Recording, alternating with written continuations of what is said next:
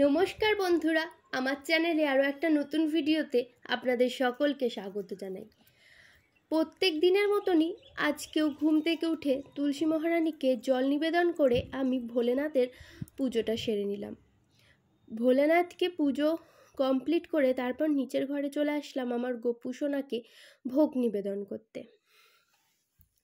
এদিকে গোপুসোনাকে ভোগ নিবেদন করা হয়ে গেছে। গোপুসোনার মুখ মুছিয়ে নিয়ে তারপর আমি অত পুজোর ভালো মতো নিয়ম জানি না, যেইটুকু আমি মন থেকে পারি সেইটুকু করি। তারপর আমরা চলে এসেছি আজকে একটু ঝুলন দেখার উদ্দেশ্যে।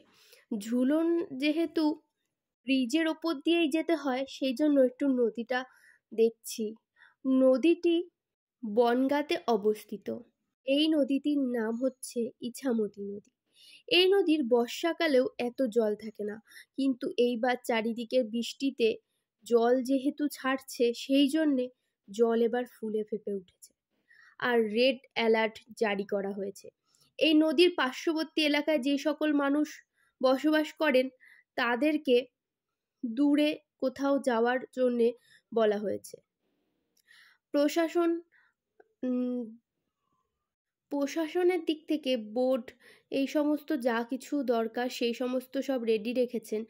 এই দিকে এত দূর জল আসে না, এত দূরে জল চলে এসেছে। আর এই বাড়িটা হচ্ছে সেই জন্য এই পাশে ইট টিটগুলো সব রাখা ছিল, সেইগুলোও জলের তলায়। আর ওইদিকে গাছের প্রায় অর্ধেক জল।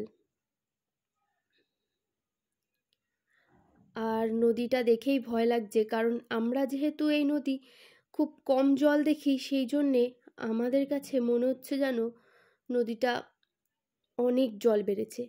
আর তারপর আমরা চলে যাচ্ছি আজকে ঝুলন দেখার উদ্দেশ্যে। প্রথমেই ভগবানকে দর্শন করে তারপর আমরা মেলা ঘুরব। আমার ছোট্ট বাবানকে সঙ্গে নিয়ে আমরা দুজন চলছি। তারপর চলে এসেছি মেলাতে। প্রথমেই গোপুসোনাকে দর্শন করে প্রণাম করে ঝুলন আমরা দেখলাম। ঝুলনটা খুব সুন্দর করেছে। আর এই ঝুলনটা হয় আয়রন গেটের। আর আয়রন গেটের উপস্থাপনায় এই ঝুলনটা হয়। আপনারা সবাই দর্শন করুন ঝুলন যাত্রা।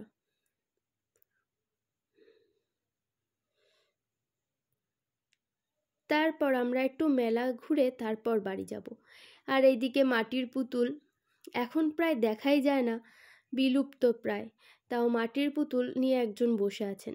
আর এইদিকে এখনও জমজমাট হয়নি মেলা, যেহেতু সন্ধে সন্ধে হচ্ছে তাই সবাই ধূপধুনো দিয়ে দোকানপাট খুলছেন।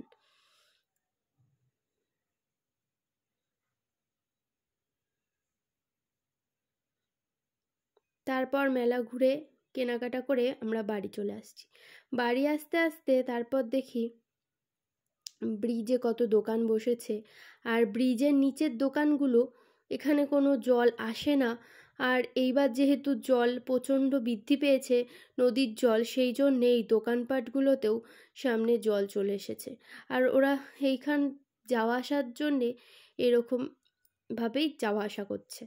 আর নদী ফুলে ফেঁপে উঠেছে।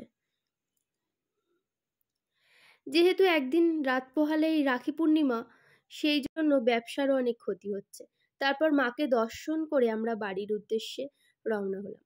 তারপর বাড়ি এসে দেখি আমার শাশুড়ি মা আমার গোপুসোনাকে ঘুম পাড়িয়ে দিয়েছে। তারপর আমি আজকে বাটার নান বানাবো। এদিকে ময়দা মাখা কমপ্লিট, রুটি। আর এইদিকে সকালে তরকারিটা করে রেখেছিলাম।